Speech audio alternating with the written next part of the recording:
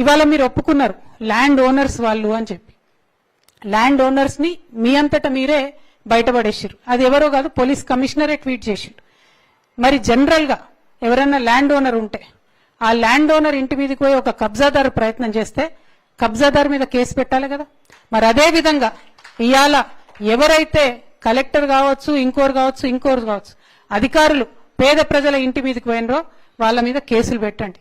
మేము పేద ప్రజల పక్షాన్ని నిలబడి కొట్లాడితే మా మీద, మా కార్యకర్తలందరి మీద 33 మంది మీదనో నిన్న కేసులు పెట్టిండ్రు. తక్షణమే ఆ కేసులు ఎత్తేయాలి.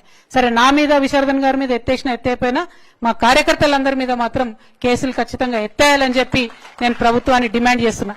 తప్పు మీది ఒప్పుకుంటున్నారు మీరు, మీ పోలీస్ శాఖ వారే డైరెక్ట్ గా ట్వీట్ చేసిండ్రు అంటే అఫీషియల్ గా మీరు ల్యాండ్ ఓనర్స్ వాళ్ళని చెప్తున్నారు. మరి వాళ్ళ పక్షాన్ని నిలబడి పోరాటం చేసిన మా కార్యకర్తల మీద కేసులు ఎందుకు, ఆ బాధితుల మీద కేసులు ఎందుకు? మీరు అధికారుల మీద కేసులు పెట్టండి, అంతేగాని ఈ పేద ప్రజల మీద కాదు అని చెప్పి డిమాండ్ చేస్తూ